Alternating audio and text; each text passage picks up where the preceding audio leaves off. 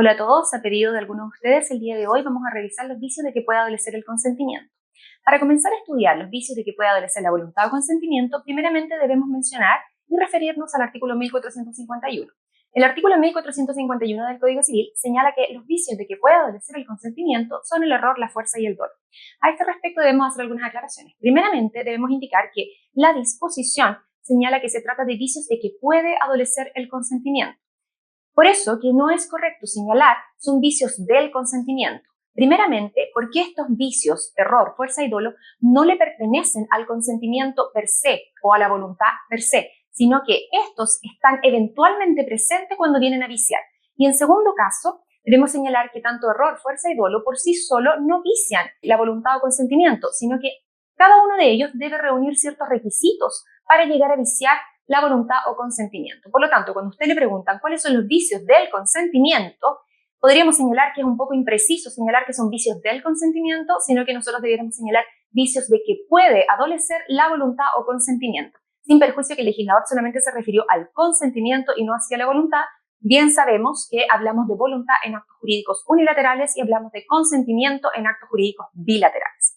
Para comenzar a estudiar los vicios de que pueda adolecer el consentimiento, vamos a comenzar con el error. En cuanto al error, debemos señalar que está regulado desde el artículo 1452 al 1455 del Código Civil. No está definido legalmente y podemos definirlo como la falsa representación de la realidad motivada por ignorancia o equivocación acerca de un hecho o del derecho. O también podríamos dar otra definición doctrinaria, señalar que es el falso concepto o la ignorancia que se tiene acerca de una norma jurídica, su alcance, su interpretación o de un hecho, de una cosa o del derecho o de una persona. En cuanto a lo anterior, ambas definiciones son de carácter doctrinario y ambas definiciones mencionan dos elementos fundamentales que debe contener la definición de error, donde nos estamos refiriendo a la ignorancia y a la equivocación. Tanto ignorancia como equivocación son términos diversos. La ignorancia dice relación con un desconocimiento total. Por ejemplo, ¿cuánto es 2 más 2? Y yo no puedo dar la respuesta porque yo no lo sé. Eso es ignorancia. Y equivocación dice relación con creer que se sabe algo pero saberlo incorrectamente, ¿ya? Como por ejemplo, hay equivocación si yo creo que 2 más 2 es 6. Entonces, siempre estamos dentro del presupuesto de error cuando estamos en presencia de una ignorancia o equivocación acerca del hecho o del derecho. Entendido el derecho como el alcance de una norma jurídica, la interpretación o el contenido de una norma jurídica. En virtud del artículo 1452 podemos clasificar el error primeramente en el error de derecho. El error de derecho, dice el legislador en esta disposición 1452, y el error en un punto de derecho no vicia el consentimiento. Entonces debemos entender que el error de derecho no vicia la voluntad o consentimiento. Asimismo, podemos ratificar esta disposición en el inciso final del artículo 706, donde se presume mala fe a aquel que alega un error de derecho. Y el artículo 8, que señala que no se puede alegar ignorancia a la ley una vez que ésta ha entrado en vigencia. Por lo tanto, si vemos en conjunto, estudiamos estas tres disposiciones, sabemos y confirmamos que el error de derecho no vicia el consentimiento. Sin embargo, en manuales y apuntes ustedes pueden encontrar que hay excepciones al error de derecho como vicio el consentimiento. Vamos a señalar que hay excepciones, pero no son excepciones aparentes. Pareciera ser en principio que son excepciones, porque hay dos casos relativos al pago de lo no debido en el artículo 2297 y el artículo 2299, en donde el legislador permite un error de derecho. En el artículo 2297, el legislador señala que hay derecho a repetir cuando por error de derecho se hace un pago que no tiene como fundamento ni aún una obligación natural. Y en el 2299, el legislador señala del que da lo que no debe, no se presume que lo dona, a menos de probarse que tenía perfecto conocimiento de lo que hacía, tanto en el hecho como en el derecho. En ambas disposiciones, lo que el legislador está permitiendo es invocar un error de derecho. Pero este error de derecho no está viciando el consentimiento. En estos casos, el legislador está permitiendo el error de derecho con el objeto de evitar que se produzca un enriquecimiento sin causa. Sabemos que el enriquecimiento ilícito o sin causa es uno de nuestros principios inspiradores del Código Civil y de nuestra legislación civil en general. Entonces es por eso que en estos dos casos, en el artículo 2297 y en el artículo 2299, el legislador está permitiendo un error de derecho. Pero en estos casos, el legislador no permite este error de derecho como un vicio del consentimiento, sino que lo permite como un factor para poder invocar una acción de repetición, ¿ya? Para poder ejercer una acción de repetición en resguardo de evitar el enriquecimiento ilícito o sin causa. Eso es lo que debemos señalar en cuanto al error de derecho. Entonces, si a usted en su examen de grado le pregunta, ¿el error de derecho vicia el consentimiento? Usted tiene que señalar que el artículo 1452 expresamente señala que el error de derecho no vicia el consentimiento y esta norma cobra aún más fuerza cuando se estudia en contexto con el artículo 706, inciso cuarto, y con el artículo octavo, porque hay presunción de derecho de mala fe respecto de aquel que alega un error de derecho y una vez que la ley entra en vigencia ya no se puede alegar ignorancia a la ley. Entonces, estudiadas estas normas en su conjunto, entendemos que el error de derecho no vicia el consentimiento. Sin embargo, existen dos disposiciones en el Código Civil en donde el legislador permite un error de derecho. Los vamos a llamar excepciones aparentes, porque en estos casos el error de derecho no está viciando el consentimiento, sino que en estos casos el legislador permite invocar un error de derecho con el objeto de resguardar un principio de la legislación civil, que es el repudio al enriquecimiento ilícito o sin causa. Entonces, en estas dos disposiciones, el legislador permite ejercer una acción de repetición o no presumir una donación respecto de aquel que ha incurrido en un error de derecho. Eso respecto al error de derecho. Ahora, para estudiar el error de hecho, debemos continuar con las disposiciones que el legislador nos dio a partir del artículo 1453. En el artículo 1453, el legislador reguló el error esencial, denominado también obstáculo por la doctrina. ¿Cómo vamos a definir este error? El legislador señala que el error de hecho vicia el consentimiento cuando recae sobre la naturaleza del acto que se ejecuta o celebra, como si una de las partes entiende empréstito y la otra donación, o sobre la identidad de la cosa específica de que se trata, como si una parte entiende comprar una cosa y la otra entiende vender una cosa distinta.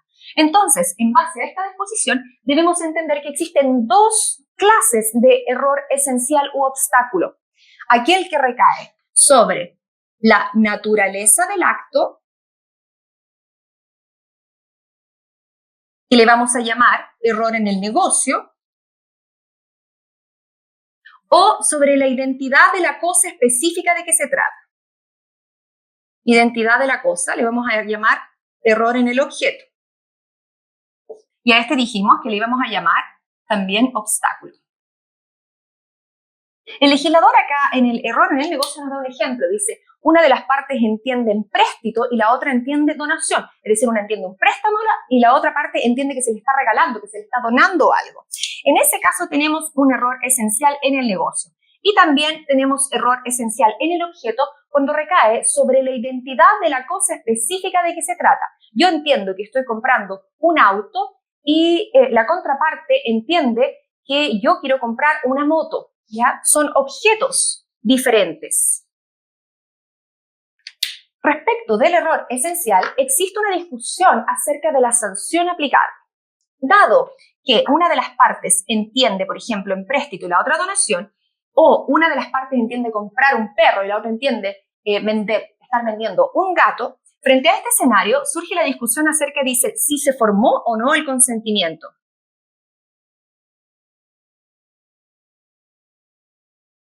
Porque, como bien decíamos, si una de las partes entiende comprar una cosa y la otra entiende vender una cosa distinta, ¿hay efectivamente consentimiento o no lo hay? Y es por eso que la doctrina ha decidido llamarlo también esencial o obstáculo. ¿Por qué? Porque obsta a la formación del consentimiento, obstaculiza a que las partes lleguen a formar este acuerdo de voluntades orientados hacia un mismo fin. De manera que es por eso que surge la discusión de cómo vamos a sancionar el error esencial. Para lo cual tenemos una primera doctrina que señala que la sanción debiera ser inexistencia, porque al no formarse el consentimiento, falta un requisito para la existencia, que sería la voluntad o consentimiento. ¿Ya? Entonces, frente a esa postura, entendemos que la sanción aplicable será la inexistencia, para aquellos que creen que la inexistencia es la máxima sanción en nuestra legislación civil. Sin embargo, tenemos una segunda postura que entiende que la sanción es la nulidad absoluta. bajo el mismo presupuesto. ¿Cuál es el mismo presupuesto? Que en este caso no se formó el consentimiento, porque si una de las partes entiende vender una cosa y la otra entiende comprar una cosa distinta, este error lo que hizo fue obstar a que se formara el consentimiento. Y como no tenemos consentimiento, cierta parte de la doctrina estima que la sanción sería la nulidad absoluta, porque esta es la máxima sanción. Entonces, el presupuesto para aquellos que estiman que es inexistencia y el presupuesto para aquellos que estiman que es nulidad absoluta es exactamente el mismo, solo que cierta parte de la doctrina entiende que la máxima sanción es la inexistencia y si falta el consentimiento debiera sancionarse por inexistencia, y otra parte de la doctrina entiende que la máxima sanción es la nulidad absoluta y por tanto si falta el consentimiento debiera sancionarse con nulidad absoluta. Aquí adhiere la postura mayoritaria, adhiere a la nulidad relativa. ¿Y cuáles son los argumentos que podemos señalar para decir que el error esencial debiera sancionarse con nulidad relativa? Primeramente, debemos ir a la literalidad del lenguaje que utilizó el legislador. En el artículo 1453, donde el legislador regula este error esencial, el legislador parte o comienza diciendo que el error de hecho vicia el consentimiento. Entonces el legislador le da un tratamiento de vicio. En segundo lugar, podemos señalar que los vicios se sancionan con nulidad relativa y que no podría aplicar la nulidad absoluta porque la nulidad absoluta opera solamente en los casos expresamente señalados por el legislador en el artículo 1682 y no está mencionado ahí el error esencial.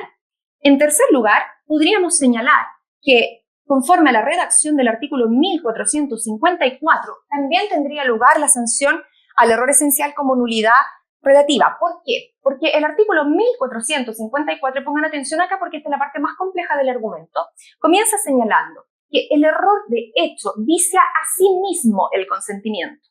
Con la palabra a sí mismo, lo que está diciendo el legislador es que vicia de la misma manera que el artículo anterior, y el artículo anterior es el 1453, que se está refiriendo al error esencial. Entonces el legislador, cuando regula el error sustancial, señala que este error sustancial vicia a sí mismo el consentimiento, es decir, vicia de la misma manera que en la disposición anterior.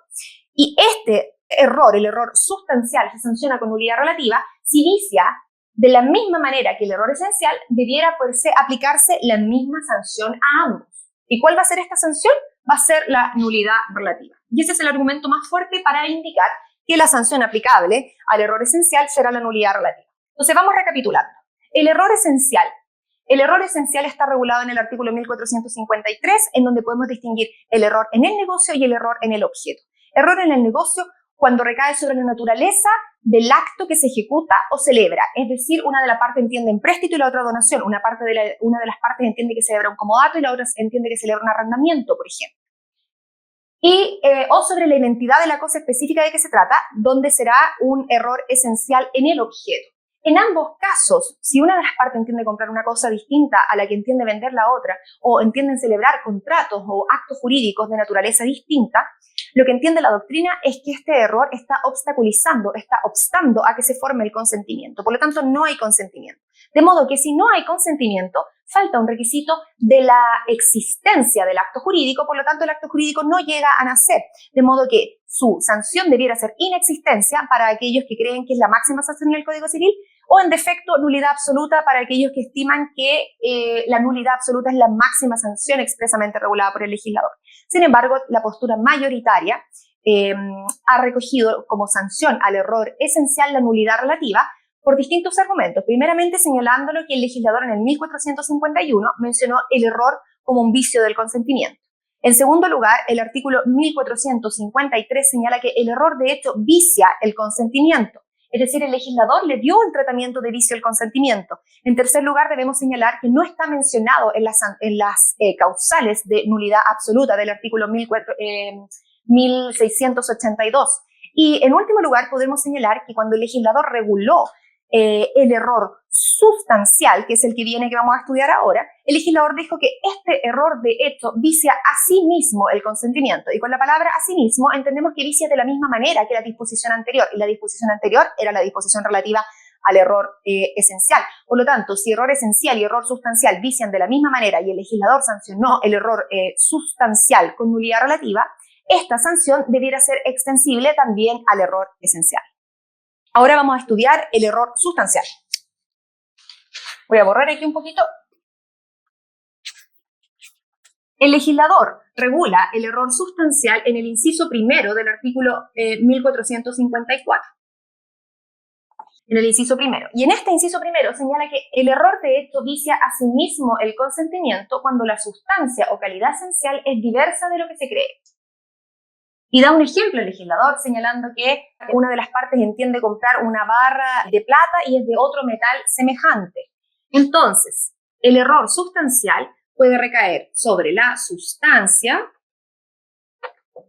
y la calidad esencial, siendo esta diversa de lo que se cree. Vamos a hacer algunas aclaraciones respecto de la terminología sustancia y calidad esencial. ¿Ya? La sustancia dice relación con la materialidad. Dice relación con de qué está hecha la cosa. Y en este caso comprendería el ejemplo que señala el legislador. Una de las partes entiende comprar una barra de plata y es de otro metal semejante. Es de plaqué, es de platino, es de bronce, es de alpaca, etcétera, como ejemplo. Y la calidad esencial, también atendiendo un criterio objetivo, tradicionalmente se entendía que la calidad esencial respondía a un criterio subjetivo, ¿ya? Pero donde el legislador no distingue, no cabe al intérprete distinguir. Por lo tanto, lo primero que debemos señalar es que en el artículo 1454 el legislador hace sinónimo sustancia de calidad esencial. La diferencia sería que la sustancia dice relación con la materialidad y la calidad esencial dice relación con aquellos elementos que objetivamente son importantes para definir la cosa. Como por ejemplo, si yo compro un auto de marcha automática y cuando recibo el auto, recibo uno de marcha mecánica. Esa es una calidad esencial, la marcha del auto. O como por ejemplo, si yo compro un iPhone de 320 GB y me entregan un iPhone, mismo modelo, pero de 180 GB. En ese caso, la memoria del celular o la memoria de un computador, o en este caso, por ejemplo, la marcha de un auto, son elementos esenciales, son calidades esenciales que definen la naturaleza de la cosa de la que estamos hablando. Es por ello que tanto la sustancia como la calidad esencial, para la doctrina moderna, atienden a un criterio objetivo. ¿Ya? Usted también en su examen de grado podría señalar que tanto la sustancia como la calidad esencial son términos sinónimos. Podríamos señalar que ambos se refieren a la materialidad o a la calidad esencial en sí, a los elementos más importantes que definen esta cosa.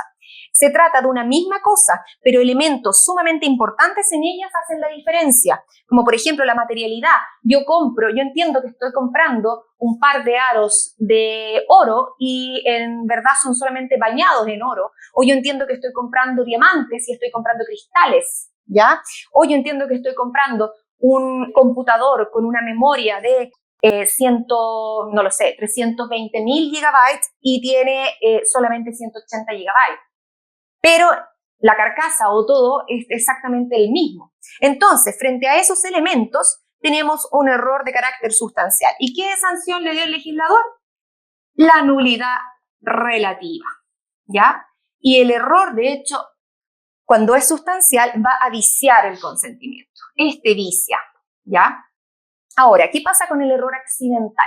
El error accidental está regulado en el inciso segundo del artículo 1454, donde el legislador señala que el error en las demás calidades accidentales no vicia el consentimiento. Entonces, la regla general es que el error accidental no vicia.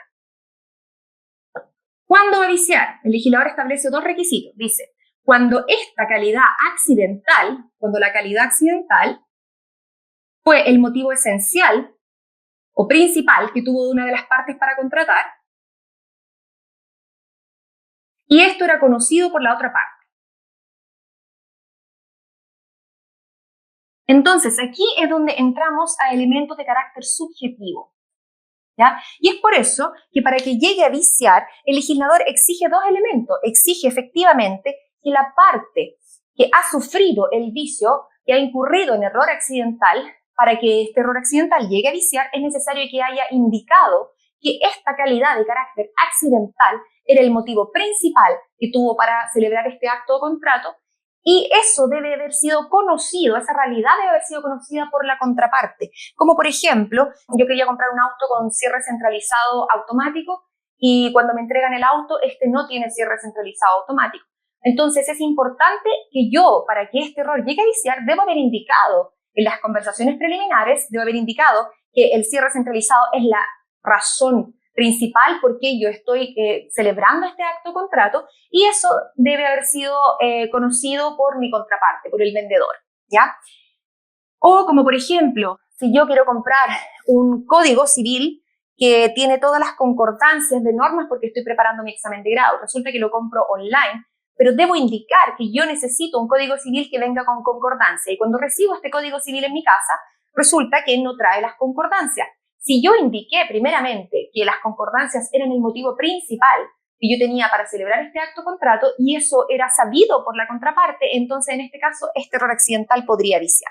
Ahora, no va a viciar si yo nunca dije absolutamente nada, porque el Código Civil, ya sea de la editorial jurídica o de Thomson Reuters o de Lexis, de donde sea, trae las disposiciones, entonces cumple con sus requisitos esenciales. Ahora, si no viene con concordancias, pero ese era el motivo principal que yo tenía, yo debo haberlo señalado para que esto pueda llegar a viciar, y eso debe haber sido tomado conocimiento de la contraparte. El error en la persona responde a la misma regla que el legislador señala para el error accidental, pero lo regula en el artículo 1455. Y señala que el error en la persona no vicia el consentimiento. O sea, en principio, el error en la persona no vicia el consentimiento.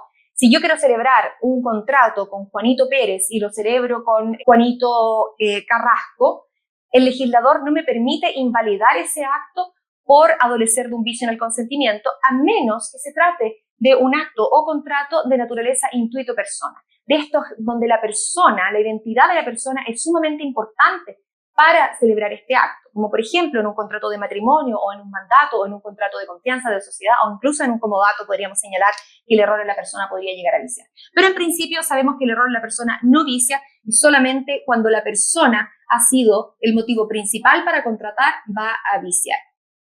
Y en todos estos casos que el error llegue a viciar, su sanción será la nulidad relativa, ¿ya? Eso es lo que debemos saber y debemos manejar respecto del error para el examen de grado.